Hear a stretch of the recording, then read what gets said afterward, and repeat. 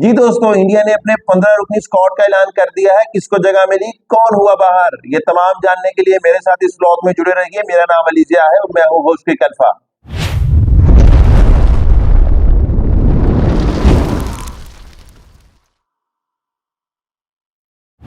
Squad पर जाने से पहले एक नजर डालते हैं उन खिलाड़ियों पे जिनकी बहुत ज्यादा उम्मीदें थी कि वो सिलेक्ट होंगे, बट अनफॉर्चुनेटली किसी एक वजह से वो सिलेक्ट नहीं हो सके। उनमें सबसे पहले है रिंकू सिंह। अब रिंकू सिंह की जब हम बात करते हैं तो आपके जहन में पिछले साल का आईपीएल और उससे पिछले साल का आईपीएल की परफॉर्मेंसेस जहन में आती हैं। रिंकू सिंह ने इस आईपीएल में इतना अच्छा परफॉर्म नहीं कर सके। उसकी वजह यह थी कि टॉप ऑर्डर बैट्समैन केकेआर के उन्होंने इतना अच्छा परफॉर्म किया कि अनफॉर्चुनेटली उसकी बारी नहीं आ सकी। हाँ, एक आध दफा उसको उनको ऊपर भेजा गया, बट अनफॉर्चुनेटली वहां वो डिलीवर ना कर पाए। बट हैविंग सेड दैट, उनको इस बिना पे आप अगर T20 वर्ल्ड कप में नहीं लेके जाते तो एक क्वेश्चन मार्क है, क्या सिर्फ लीग ही क्राइटेरिया है T20 इंटरनेशनल का सिलेक्ट करने पे? तो फिर परफॉर्मेंसेस तो हार्दिक पांड्या की भी इतनी अच्छी नहीं है, फिर परफॉर्मेंसेस तो कुछ रोहित शर्मा वगैरह की भी क्वेश्चन मार्क है। सो अगर हमने सिर्फ आईपीएल की बेस पे एक प्लेयर को लेके जाना है और T20 जो कि उसने इंडिया की तरफ से खेलते हुए काफी T20 मैचेस जितवाए भी हैं, तो अगर रिंकू सिंह को देखा जाए तो वो एक अनफॉर्चुनेट था। रिंकू सिंह को ना लेके जाना, तो सिलेक्टर्स के माइंड से अगर मैं सोचूं तो उन्होंने सोचा होगा कि Rinku Singh left handed player है, अच्छे हिटर है, कमाल का हिटर है, लेकिन उन्होंने कंपैरिजन किया होगा इनका एस डुबे से। अब एस डुबे भी मीडियम फास्ट बॉलिंग करते हैं और लेफ्ट हैंडेड बैट्समैन है, तो यहां से आपको थोड़ा सा एक ऑलराउंडर होने का एज मिलता है। वेल एनीवे, बात फिर वहीं पे आके फंसती है कि एशिया में इस तरह की चीजें होती रहती हैं। कैप्टन्स को जो टीम चाहिए वो अपनी मर्जी से खिलाते हैं, कई दफा परफॉर्मेंस को भी थोड़ा बहुत इग्नोर कर दिया जाता है। लाइक अगर मैं बात करूं हार्दिक पांड्या की, तो हार्दिक पांड्या उस फॉर्म में नजर नहीं है। बैटिंग के अकॉर्डिंगली मैं बात कर रहा हूँ, बॉलिंग को फिर अच्छी कर रहे हैं, बट बैटिंग के लिहाज से अभी कुछ परफॉर्मेंसेस दिखाना बाकी है। अब रिंकू सिंह के बाद बात करते हैं केएल राहुल की। केएल राहुल भी एक ऐसा खिलाड़ी है जो कि एक्सपेक्टेड था कि ये बंदा अपनी जगह बनाएगा, लेकिन इनका भी कंपैरिजन संजू सैमसन और ऋषभ पंत से किया गया। अब कई लोगों के जहन में ये सवाल है कि केएल राहुल अगर ये कब खेल जाते हैं तो ना सिर्फ वो कीपिंग कर सकते हैं बल्कि बैटिंग भी कर सकते हैं। और इन कंट्रास्ट अगर जो ऋषभ पंत है वो कीपर बैट्समैन है और संजू सैमसन भी कीपर बैट्समैन है। अब केएल राहुल के साथ जो थोड़ा सिलेक्टर्स के जहन में होगा कि केएल राहुल एक ऐसा प्लेयर है, उसको आप जिस भी स्लॉट पे खिलाएंगे उसका एक स्ट्राइक रेट है 110 से 115 का। सो वो अपनी गेम खेलता है, ऑल्दो वो कीपिंग कर लेता है। बट अगर मैं जाता हूँ ऋषभ पंत पे या संजू सैमसन पे, तो उनके स्ट्राइक रेट्स केएल राहुल के कंपैरेटिव बहुत अच्छे हैं।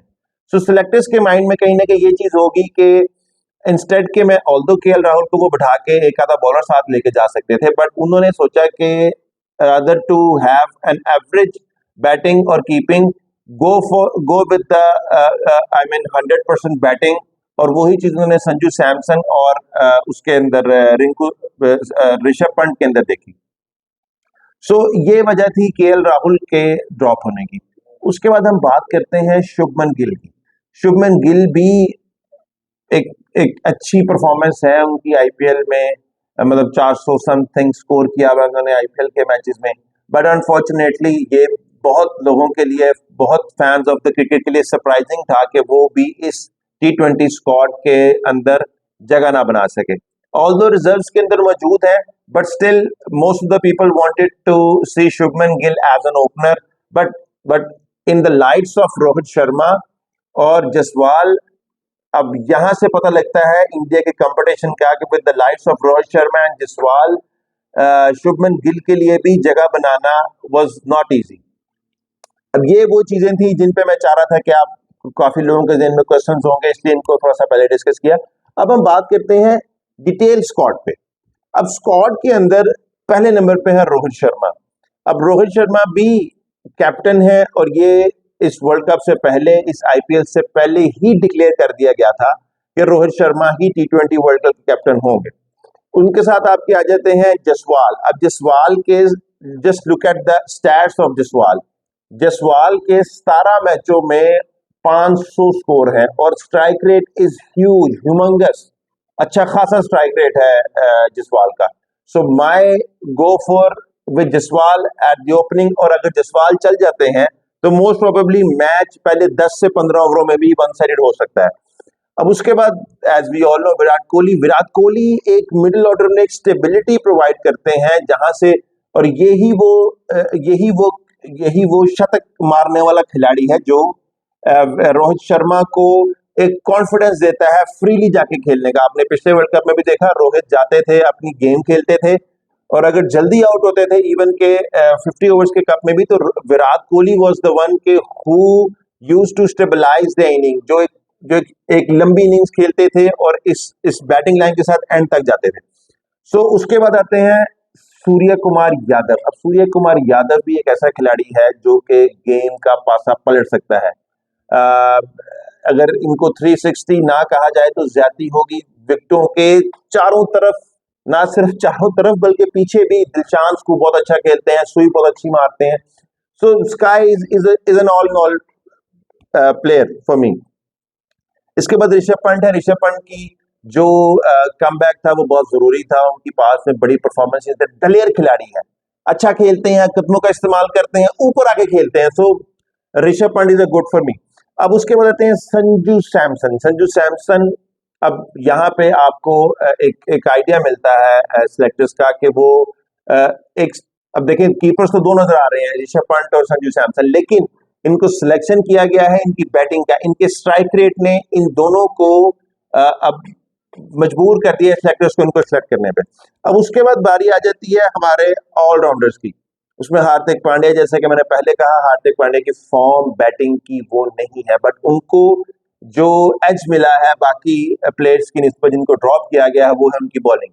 अब इंडिया के पास बॉलिंग अगर मैं देखूं तो बॉलिंग 3 फास्ट बॉलर है, बाकी ऑलराउंडर्स पे भी बात करते हैं, लेकिन उससे पहले फिर एस डुबे है। एस डुबे भी फास्ट मीडियम बॉल करते हैं और लेफ्ट हैंडेड बैट्समैन है।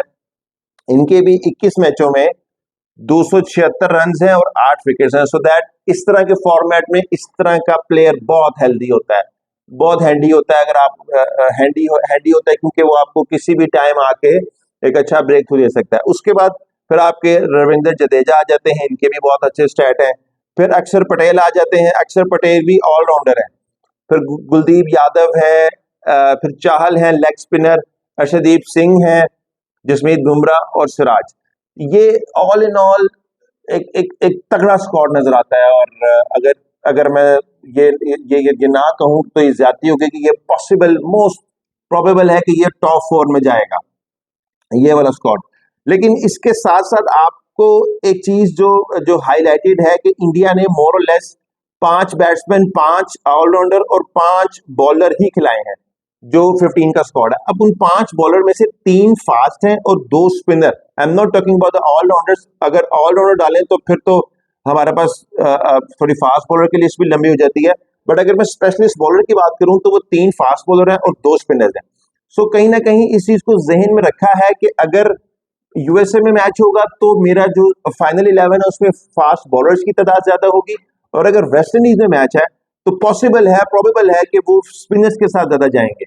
और इसमें और ऑब्वियसली जो कंडीशंस हैं स्पिनर्स के लिए बड़ी अच्छी होंगी, और वेस्ट इंडीज आपको वैसे भी पता है कि स्पिनिंग ट्रैक्स हैं, स्लो ट्रैक्स हैं, तो वहां पे as a batting unit possible है कि विराट कोहली तो अच्छा खेलें लेकिन रोहित शर्मा स्ट्रगल करें, बिकॉज स्लो विकेट्स हैं, वो चाहते हैं कि बॉल उनके बैट पे आए, तेज खेलें। सो वहां पे थोड़ा सा स्पिनर्स का ज्यादा रोल होगा। बट हैविंग सेड दैट, अगर आप इस स्क्वाड पे एक नजर डालें तो आपको ना सिर्फ एक्सपीरियंस बल्कि यंगस्टर्स का भी एक अच्छा कॉम्बिनेशन देखने को मिलता है। जैसे कि विराट कोहली और रोहित शर्मा और बुमराह ना सिर्फ इस टीम को एक्सपीरियंस देते हैं, और उनके साथ जो जूनियर प्लेयर्स हैं दुबे, पंत और ये संजू सैमसन, ये यंग कॉम्बिनेशन के साथ अपनी एनर्जी लेके आते हैं। So all in all a good team to go, और ये किसी भी टीम को on the day tough time दे सकती है। अब तक के लिए इतना ही। अगर आप चाहते हैं कि आपको दुनिया क्रिकेट की तमाम लेटेस्ट अपडेट्स के बारे में बताया जाए तो इस चैनल जिसका नाम क्रिक अल्फा है, जुड़े रहिए, जमे रहिए, और do like, subscribe and don't forget to press the bell icon. शब्बा खैर।